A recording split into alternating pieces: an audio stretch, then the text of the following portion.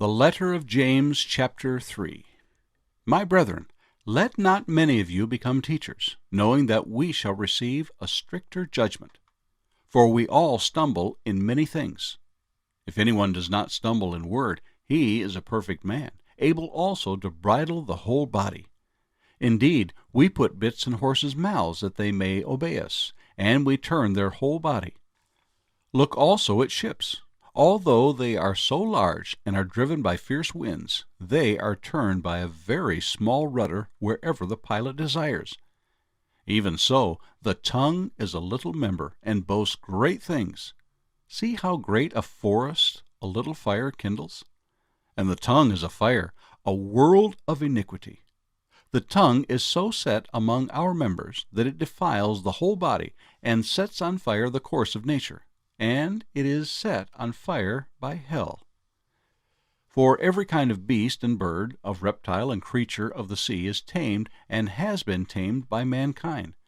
But no man can tame the tongue.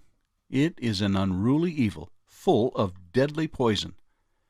With it we bless our God and Father, and with it we curse men, who have been made in the similitude of God. Out of the same mouth proceed blessing and cursing. My brethren, these things ought not to be so. Does a spring send forth fresh water and bitter from the same opening?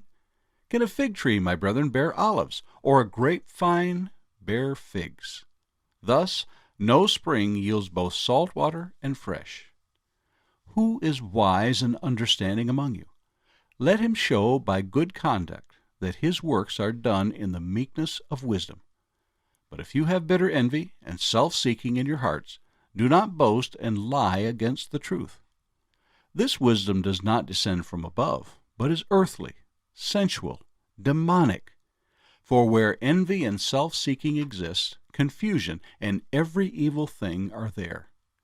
But the wisdom that is from above is first pure, then peaceable, gentle, willing to yield, full of mercy and good fruits, without partiality and without hypocrisy. Now the fruit of righteousness is sown in peace by those who make peace. The letter of James, chapter 4. Where do wars and fights come from among you? Do they not come from your desires for pleasure that war in your members? You lust and do not have. You murder and covet and cannot obtain. You fight and war, yet you do not have because you do not ask. You ask and do not receive because you ask amiss, that you may spend it on your pleasures. Adulterers and adulteresses, do you not know that friendship with the world is enmity with God? Whoever therefore wants to be a friend of the world makes himself an enemy of God. Or do you think that the Scripture says in vain, "The Spirit who dwells in us yearns jealously"? But he gives more grace. Therefore he says, God resists the proud, but gives grace to the humble. Therefore submit to God.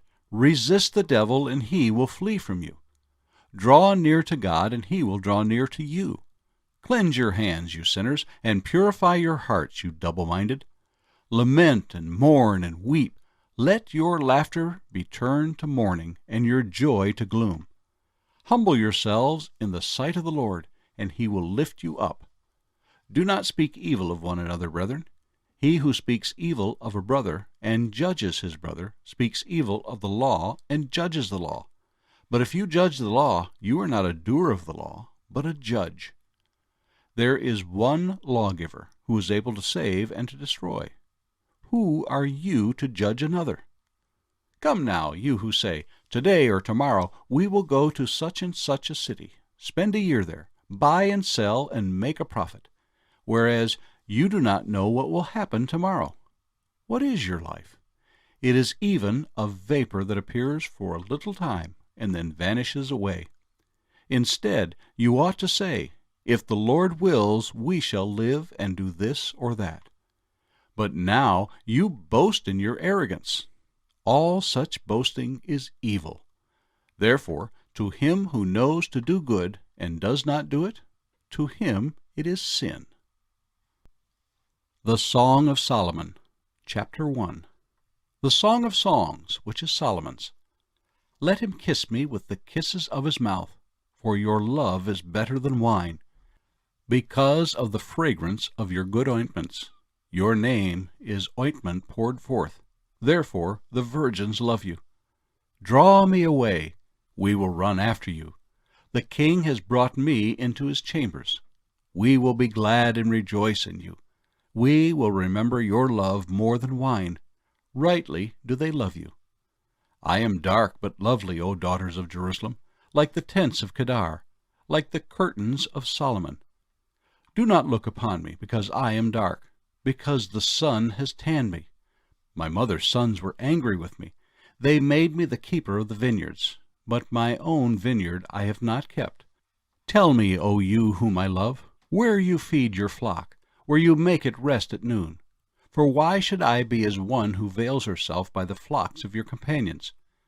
If you do not know, O fairest among women, follow in the footsteps of the flock, and feed your little goats beside the shepherd's tents. I have compared you, my love, to my filly among Pharaoh's chariots. Your cheeks are lovely with ornaments, your neck with chains of gold. We will make you ornaments of gold with studs of silver. While the king is at his table, my spikenard sends forth its fragrance. A bundle of myrrh is my beloved to me, that lies all night between my breasts. My beloved is to me a cluster of henna blooms in the vineyards of En-gedi. Behold, you are fair, my love. Behold, you are fair, you have dove's eyes. Behold, you are handsome, my beloved, yes, pleasant. Also our bed is green. The beams of our houses are cedar, and our rafters of fir. The Song of Solomon, chapter 2. I am the rose of Sharon, and the lily of the valleys. Like a lily among thorns, so is my love among the daughters. Like an apple tree among the trees of the woods, so is my beloved among the sons. I sat down in his shade with great delight, and his fruit was sweet to my taste. He brought me to the banqueting house, and his banner over me was love.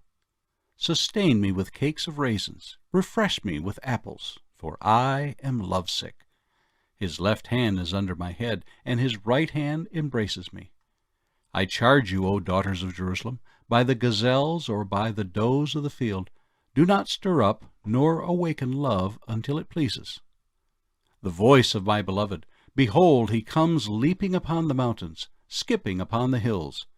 My beloved is like a gazelle or a young stag. Behold, he stands behind our wall. He is looking through the windows, gazing through the lattice. My beloved spoke and said to me, Rise up, my love, my fair one, and come away. For lo, the winter is past, the rain is over and gone. The flowers appear on the earth. The time of singing has come, and the voice of the turtle-dove is heard in our land. The fig tree puts forth her green figs, and the vines with the tender grapes give a good smell. Rise up, my love, my fair one, and come away. O my dove in the clefts of the rock, in the secret places of the cliff, let me see your face. Let me hear your voice, for your voice is sweet, and your face is lovely. Catch us the foxes, the little foxes that spoil the vines, for our vines have tender grapes. My beloved is mine, and I am his.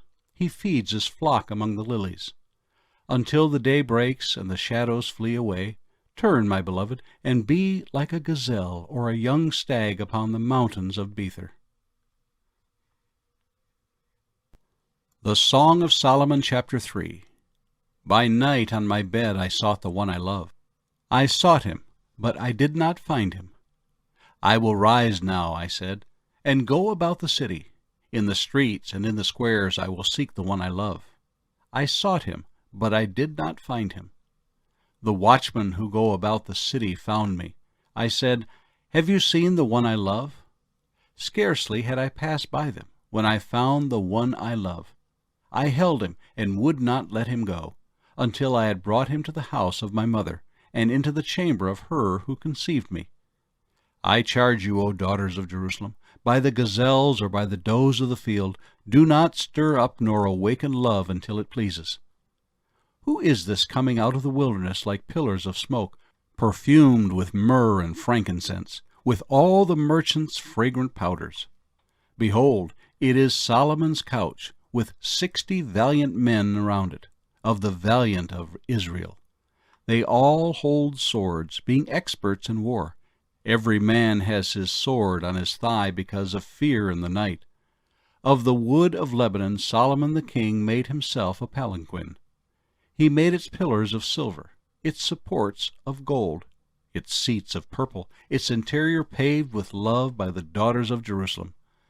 Go forth, O daughters of Jerusalem, and see King Solomon with the crown with which his mother crowned him on the day of his wedding, the day of the gladness of his heart.